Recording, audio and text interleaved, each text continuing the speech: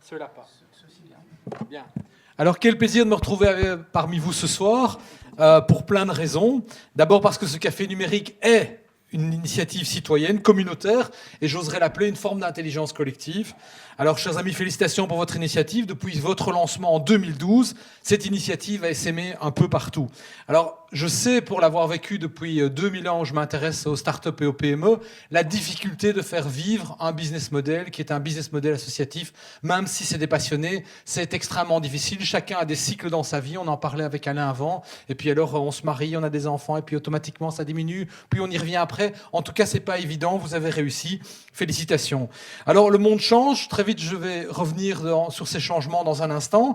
Mais avant, je voulais vous dire que les initiatives de votre type font beaucoup plus qu'informer. Elles sensibilisent, elles démystifient. En fait, ce que vous êtes, c'est des évangélistes. Et vous, dans la salle, vous participez à cette compréhension de ce monde qui change, à ces menaces qui arrivent, à ces opportunités, de manière à mieux comprendre comment vous y préparer. Et c'est une forme, à la limite, de citoyenneté, de pouvoir comprendre le monde qui change, de manière à voir quel rôle est-ce qu'on peut jouer dans ce monde-là. Alors oui, merci, mais justement, revenons à cette révolution depuis la date du premier café numérique en 2012. Je ne vais pas vous faire l'injure de vous décrire cette révolution, de jouer au prospectiviste de bas étage. Je vais simplement passer une petite vingtaine de minutes pour vous dire ce que je constate, ce que j'ai fait comme constat ces dernières années, depuis 2012. Et désolé, je vais faire ce qu'on m'a demandé de faire. Ça veut dire que je vais respecter l'hétérogénéité de la salle, du public présent ce soir. On m'a dit, il y a des spécialistes, il y a des geeks, il y en a qui sont moins geeks. Eh bien, tout simplement, je vais vous dire ce que moi j'ai constaté depuis une petite dizaine d'années en arrière. Le premier élément, c'est The World is Flat. Je ne sais pas si vous êtes sensibilisé à ce bouquin de Friedman. Friedman est un journaliste du New York Times. Il part en 2006 en Inde. Et puis là, il décide de rester. Il appelle son rédacteur en chef et il dit « Je reste parce que je constate que tous mes amis qui ont des entreprises à New York, eh bien ici en Inde, ces gens sont capables de faire exactement la même chose pour une fraction du prix. » Et donc ce monde est plat, parce que n'importe qui à l'autre bout de la Terre, quasiment, peut du jour au lendemain être capable de pouvoir arriver à toucher un client à l'autre bout de la Terre. Et finalement, on est rentré dans un monde d'hyper-concurrence. On a moins de barrières à l'entrée. Si on veut parler stratégie, les barrières à l'entrée commerciale diminuent, géographiques diminuent, financières également. On a donc une circulation, une hyper-circulation des biens, des produits, des services. Et régulièrement, des startups viennent chez moi avec des idées de projets. La première chose que je vais faire, c'est voir sur Alibaba. Et 9 fois sur 10, je trouve un produit similaire qui est homologué TÜV en Allemagne. Alors, ça veut dire quoi ? Ça veut dire que pour les leaders du marché, la concurrence est imprévisible. Ça veut dire que le David contre Goliath que vous avez certainement cultivé dans nombre de cafés numériques, il est une réalité aujourd'hui. C'est plus que jamais possible de concurrencer des entreprises existantes, des modèles existants, en démarrant petit avec un ordinateur. Alors, vous allez me dire, Donald est là, il veut faire du protectionnisme. Oui, le protectionnisme va être une nouvelle réalité avec laquelle il va falloir composer. Mais même s'il y a du protectionnisme, ceux qui vont réussir à Liège, ailleurs, dans des endroits au niveau local, vont réussir aussi avec la technologie et l'Internet sera bien présent. Le deuxième point, c'est ce que je vais appeler le new normal. Pour notre génération, Alain et moi, il y en a encore qui disaient la télé couleur. Alors pour vous, dans la salle, la télé, elle est couleur, mais pas pour notre génération nécessairement. Nous, quand on était jeunes, on a eu une télé noir et blanc. Eh bien, c'est exactement la même chose avec l'Internet mobile. Il y en a qui disent l'Internet mobile aujourd'hui. Évitez de dire ça, l'Internet, il est mobile. Depuis quelques mois, il y a plus de 50% des requêtes sur Google qui sont passées par le mobile. Alors c'est quoi cette nouvelle technologie qui sont le new normal ? On n'est pas dans de la science-fiction, c'est ce qui se passe aujourd'hui. Premier élément, c'est le stockage et la vitesse de transmission, on le sait. La deuxième chose, je viens de vous le dire, c'est le mobile. Le troisième, c'est le cloud. Ça veut dire quoi le cloud ? C'est la capacité pour une toute petite start-up de pouvoir jouer avec du stockage comme une entreprise pour une fraction du prix et surtout pour un coût variable et pas un coût fixe. Ensuite, les beacons, donc tous ces senseurs. Ces senseurs, vous en avez probablement déjà à la maison, dans votre thermostat ou ailleurs. Ils vont être de plus en plus connectés sur Internet, auto-alimentés. Ils vont générer une masse de data incroyable. Et donc, on va rentrer dans cette ère du big data. On a plus de 90%, si pas 97% des données aujourd'hui qui sont non structurées. Par contre, l'enjeu aujourd'hui, c'est d'être capable de structurer ces données et de les utiliser. Je travaille dans notamment le board stratégique d'une entreprise dans le big data, et ce qu'on est capable de faire avec ces données dépasse l'entendement, est une menace à la limite en premier réflexe pour notre citoyenneté, pour notre vie privée.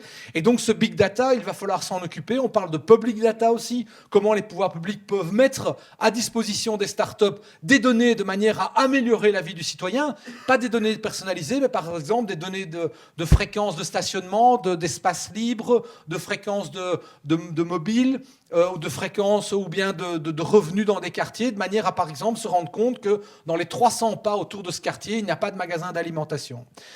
À cela, si vous combinez le cloud, le big data, vous rajoutez une couche avec les beacons d'information et vous rajoutez une couche d'intelligence artificielle.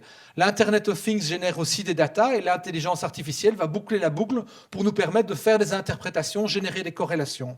Ensuite, vous avez l'ensemble des volets des robots. Nous sommes en 2017, 2016 a vraiment vu l'arrivée de robots sur le marché qui peuvent vivre avec les hommes. Avant, on protégeait les robots. On mettait des cages de manière à ce qu'ils n'interagissent pas physiquement parce qu'ils étaient un danger pour les hommes. Aujourd'hui, on rentre dans une ère dans laquelle les nouveaux robots communiquent en langage naturel, Watson d'IBM par exemple, mais ces nouveaux robots peuvent interagir dans un même espace que les hommes et ne sont non plus une menace. Et alors dernièrement, c'est les bots, ça veut dire que de plus en plus, vous parlez sur des sites internet, il y a des gens qui échangent avec vous, ce n'est pas une personne physique, mais bien un robot. Troisième élément, c'est le changement, la quantité de changement et la vitesse de changement. Nous avons beaucoup de changements technologiques, je viens de vous en parler, mais il y a aussi beaucoup de nouveaux business models. Et les deux se combinent pour pouvoir offrir des solutions qui n'ont jamais été offertes sur le marché. Et l'autre élément, c'est la convergence de ces changements. Les changements, les différents types de changements se combinent et s'accélèrent. Et donc, le monde tel que nous l'avons vécu ces 10 dernières années, est en train de changer, et on va utiliser l'anglicisme dramatiquement, parce que de plus en plus, quand j'ai commencé en 2006 à donner cours de stratégie, j'expliquais à mes étudiants que la durée de vie d'une décision stratégique, c'était plus ou moins 10 ans. Puis j'ai dit 5 ans, et puis aujourd'hui, je suis à 3 ans. Et on sait que même au sein de 3 ans, l'évolution des propositions de valeur pour tenir compte de la manière de délivrer la valeur au client, la manière aussi de capturer la valeur par les nouveaux business models, change la donne extrêmement vite. Cinquième élément, on a Deliveroo ce soir, on a Uber ce soir, c'est cette ubérisation. Cet horrible terme d'ubérisation, c'est quoi ? Moi je vais oser une comparaison ce soir. Pour moi, c'est la même chose que Richard Branson. Je pose la question à mes étudiants, quelle est la stratégie de Richard Branson ? Dans quel secteur est-ce qu'il va ? Mes étudiants ont difficile à répondre à cela. Mais si vous regardez l'histoire de Richard Branson, il a chaque fois été dans des secteurs dans lesquels on avait oublié le client. On avait des rentes de situation, on avait un vieux modèle, des clients insatisfaits, et une structure de prix qui était lourde et donc chère pour le client. Richard Branson est chaque fois arrivé, il est sorti suffisamment vite. Il a eu Maria Callas disait qu'il faut réussir son entrée et sa sortie. Branson est un spécialiste pour ça. Mais l'ubérisation, c'est exactement la même chose. On a des monopoles, on a des oligopoles de fait. Le client n'est pas satisfait. Il y a une entreprise, Uber, Deliveroo ou une autre, qui vient vraiment trouver une solution qui est positive pour le client, qui augmente la valeur perçue par le client et qui réduit les coûts. Alors aujourd'hui, ils sont des milliers donc à faire du Branson en faisant comment ? Avec un ordinateur, avec le cloud, avec l'ensemble des technologies qui sont devenues accessibles. Et l'ubérisation peut toucher tout le monde. La dernière grande mode pour l'instant, c'est les cabinets d'avocats qui ont trouvé une manière de pouvoir délivrer la valeur autrement à une fraction du coût. Et donc, l'Internet mobile, le cloud, les réseaux sociaux, les algorithmes et l'ensemble de ces éléments-là rendent ceci possible. Alors tout cela, bien évidemment, on vient à mon 6e point, c'est la remise en question des leaders de marché. Alors, si vous regardez le S&P 500, dans les années il y a 30 à 40 ans, on avait l'énergie. Puis progressivement, on a vu les technologiques arriver et on a vu les technologiques remplacer petit à petit les leaders du marché dans l'énergie.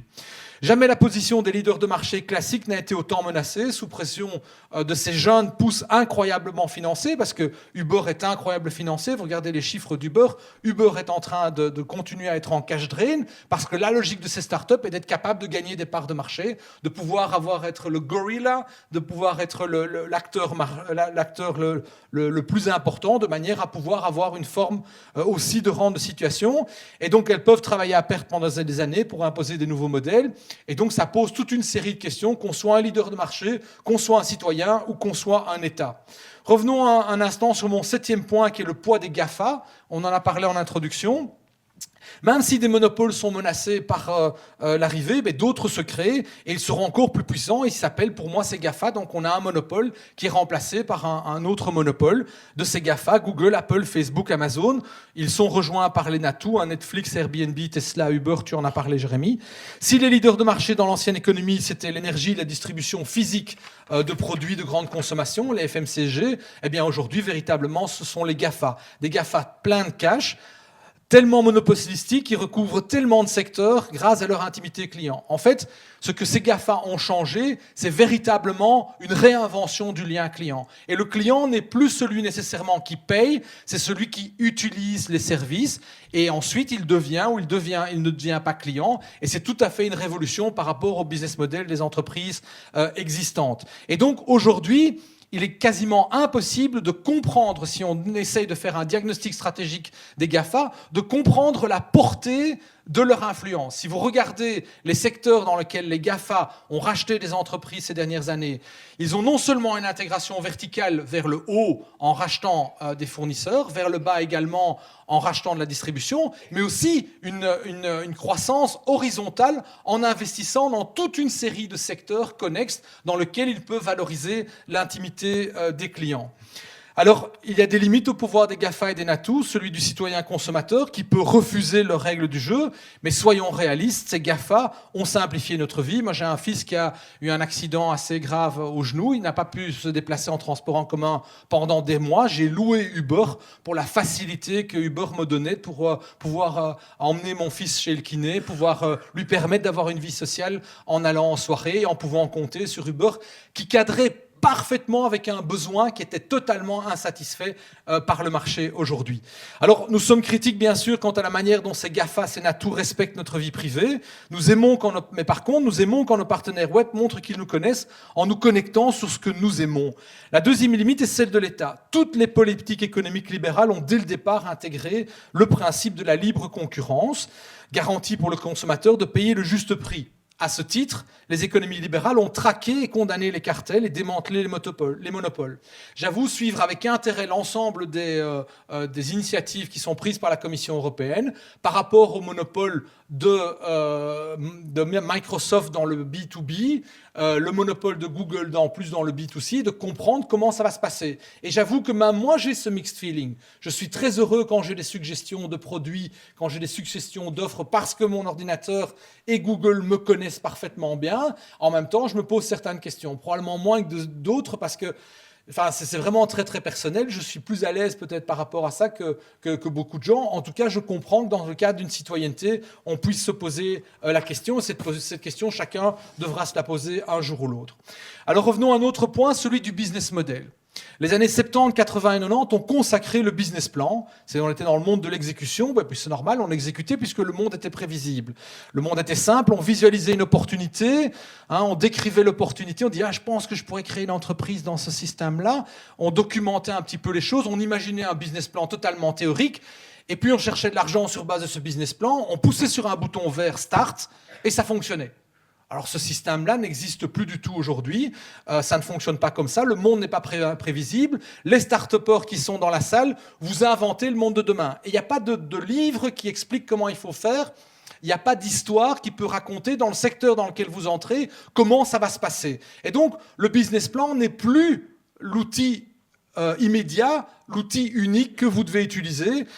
Vous devez utiliser plus que probablement le business model. Et on considère que le business model est vraiment devenu l'unité d'analyse d'une start-up aujourd'hui et qu'il faut comprendre cette mécanique de business model, pouvoir jouer avec un business model, comme par exemple avec le business model Canvas, de manière à positionner son projet de la manière la plus efficiente possible. Et j'ai un très bel article de Forbes qui explique que toutes les licornes américaines ont innové par le business model. Donc non seulement on innove par la proposition de valeur, on peut innover par sa chaîne de valeur, la manière dont on va composer les différentes activités de l'entreprise, eh bien on innove aussi par le business model. Et votre génération est une génération qui vit de l'innovation par le business model. Vous n'êtes pas propriétaire de vos actifs, ou en tout cas vous essayez d'être le moins possible propriétaire de vos actifs. C'est pas pour rien qu'à Bruxelles maintenant on a 3 à 4 concurrents en matière de voitures partagées. Les jeunes d'aujourd'hui à 18 ans, 19 ans en milieu urbain n'ont pas nécessairement d'avoir besoin d'une voiture pour pouvoir se déplacer. Alors, le business plan, ben oui, vous devez toujours utiliser le business plan, mais le business plan devient un outil d'exécution, un outil de communication et un outil pour pouvoir obtenir du financement. Alors revenons à ce moment-là à l'entrepreneuriat. Ben, en quelques années, l'entrepreneuriat est devenu hype, il est à la mode, reconnaissons-le. Être ou vouloir être entrepreneur est reconnu socialement, surtout chez les jeunes, chez cette génération Y, mais également chez les quinquados, les gens comme Alain et moi, ou les quinquas qui perdent ou quittent leur job dans la grande entreprise et qui décident de faire enfin ce qu'ils ont vraiment envie de faire et de lancer leur entreprise. Ça ne veut pas dire que tous les candidats entrepreneurs vont trouver richesse, accomplissement de soi et liberté dans leur projet, mais ce qui est sûr et certain, c'est que plus de gens demain seront indépendants ou auront des carrières mixtes, indépendants, salariés, peut-être fonctionnaires, pour devenir salariés ou indépendants. Ils vont surfer entre les statuts. Et ce n'est pas tant les chercheurs qui changent le monde, je voudrais insister là-dessus. Les chercheurs, je ne sais pas si on en a dans la salle, bien évidemment, votre travail est formidablement important. Mais ceux qui vont répondre aux grands besoins de société, ce seront des entrepreneurs qui auront des idées, qui vont composer des valeurs, prendre des risques et pouvoir lancer une entreprise. Que ce soit dans le vieillissement, que ce soit dans l'environnement, ce sont ces entrepreneurs qui vont trouver les solutions qui sont suffisamment déployable, on va utiliser un horrible mot anglais, scalable, que pour résoudre des problèmes de société de grande ampleur. Je prends juste un exemple, si vous avez, dans 10 ans, si vous vous cassez la jambe, eh bien, si on ne change pas la manière dont on soigne dans les hôpitaux grâce à de la technologie, des entrepreneurs et de nouveaux business models, eh bien, il n'y aura tout simplement pas de place, pas de chambre libre, parce qu'avec le vieillissement de la population et les maladies chroniques, ces chambres sont remplies. Alors, est-ce qu'on a moyen de faire autrement? Oui, on peut garder des patients à domicile, avec un monitoring à domicile. Est-ce que la technologie existe? Toutes les technologies existent. Pourquoi est-ce que ce n'est pas encore en application? Parce qu'il y a des secteurs qui ont un adoption rate qui est moins élevé, mais surtout parce qu'il y a des entrepreneurs qui sont en train de se saisir de ce problème et qui essayent de le résoudre. Alors peut-être un petit mot rapidement sur le risque. Est-ce que vous pensez que les entrepreneurs aiment le risque? Oui? Alors, les études qu'on a démontrent que l'entrepreneur n'aime pas le risque. Il a une tolérance plus élevée que le reste de la population au risque. Et dans son projet, il va tenter de mitiger le risque. Ça veut dire d'arriver à un risque acceptable. Il va objectiver ce risque. Mais ce risque, il est indissociable du métier d'entrepreneur, de cette vocation entrepreneuriale. Et donc, est-ce que notre société tolère assez de risques? On pourrait faire un café numérique en partie là-dessus. Nous continuons à avoir une intolérance au risque et à ne pas tolérer l'échec des autres. On est dans une société qui stigmatise l'échec, qui stigmatise aussi un peu la réussite, mais qui ne donne pas une culture de la deuxième chance. Et ça, il faudrait en parler. Alors, brièvement sur le statut social. Si je vous dis que les gens font des surfs entre les carrières, on peut se poser la question, par rapport aux jeunes qui veulent se lancer, qui passent par le café numérique, de se dire est-ce qu'il y a un statut social des indépendants qui ressemble à quelque chose? Oui, il a été considérablement amélioré ces 10 dernières années par les gouvernements successifs. Et on a même maintenant un statut d'indépendant qui se rapproche relativement du statut de salarié. On pourrait même se poser la question provocatrice, est-ce qu'il faut encore conserver un statut indépendant, un statut salarié? Probablement que oui, parce que si on devait fusionner les deux statuts, eh bien on arriverait certainement à un nivellement par le bas du statut salarié. En tout cas, c'est une question qui va se poser dans les prochaines années. Alors emploi, justement, parlons emploi, parlons de cette ubérisation. Cette ubérisation, elle est un petit peu le paradis des consommateurs dont je fais partie, et elle est un peu le cauchemar parfois du travailleur. L'ubérisation détruit des emplois, ok, et elle en crée en général beaucoup d'autres. Ces emplois sont plus précaires, peut-être, en général indépendants, avec un rapport de force au bénéfice des entreprises de l'ubérisation, mais on peut percevoir ça de plusieurs manières fort différentes. Je ne pense pas que l'ubérisation a pour vocation de créer des bons emplois et uniquement des bons emplois, tels que nos parents les envisageaient en tout cas, mais nous ne vivons plus dans le monde du plein emploi, nous ne vivons plus dans le monde de nos parents, et donc ce plein emploi n'existe plus et ne reviendra probablement jamais. Dans un tel contexte, je trouve que l'ubérisation peut offrir des mini-jobs à toute une série de catégories de personnes, des compléments à des allocations, si le système le permet, ce n'est pas toujours le cas, transitoire aussi, une position transitoire et un gain financier transitoire, une alternative aussi pour des gens qui terminent leur vie professionnelle et veulent lever le pied, un peu sur le principe allemand, et le principe allemand des mini-jobs qui est très décrié. On compare les statistiques de pauvreté de l'Allemagne et de la Belgique, on constate qu'en Allemagne, le taux de pauvreté est plus important, mais le principe des mini-jobs, c'est qu'ils qu'il vaut mieux un mini-job pour être en contact avec le marché de l'emploi que pas de job du tout, parce que plus on est éloigné du marché de l'emploi, et bien moins on a des chances de pouvoir y revenir. Le problème, c'est que nous continuons à regarder le film du monde qui se développe avec un décodeur démodé en espérant que ce monde passé reviendra, ce monde du plein emploi. Et donc, il est aussi urgent de réformer le marché du travail. Alexander De Croo a tenté de le faire à plusieurs niveaux, mais on sent encore la force du protectionnisme des anciens équilibres, et dans la loi sur le numérique notamment, on voit certains secteurs qui ont fait du bon lobbying pour garder leur précaré. Alors, mon dernier point que je voudrais aborder avec vous, c'est l'éducation. S'il y a une priorité dans notre pays, dans notre région, dans notre communauté, c'est l'école. Notre école vit encore dans le XXe siècle, ignorant la manière irréversible dont le monde évolue aujourd'hui. Que ce soit au niveau des soft skills, au niveau des attitudes, au niveau des compétences, comme le codage, le raisonnement qui permet de coder, toutes les informations existent, tous les ateliers pour les enfants sont disponibles, pas loin de chez nous, mais en dehors de l'école. Ça veut dire qu'on a une fracture numérique qui est ce qu'elle est. Vous n'êtes probablement pas des gens qui souffrent de la fracture numérique, mais il y a des gens qui souffrent de cette fracture numérique. Et l'école telle que nous la concevons aujourd'hui, eh bien, elle amplifie cette fracture numérique. Si j'ai les moyens, je peux envoyer mes enfants à des ateliers de codage. Depuis 6 ans, avec Microsoft, quand j'étais président du Microsoft Innovation Center, on a mis en place des ateliers de codage pour les enfants de 6 ans. Ces enfants jouaient et écrivaient du code et apprenaient la mécanique d'écriture du code. On avait d'autres types de formations pour les enfants plus âgés. On a fait aussi du Mindstorm avec les Lego et les petits robots. C'était formidable. Mais il n'y a qu'une partie des enfants qui ont accès à ça. Et donc, l'école, plutôt que préparer des citoyens qui soient aptes à se saisir des opportunités offertes par le changement, continue à former des citoyens plus susceptibles de les subir.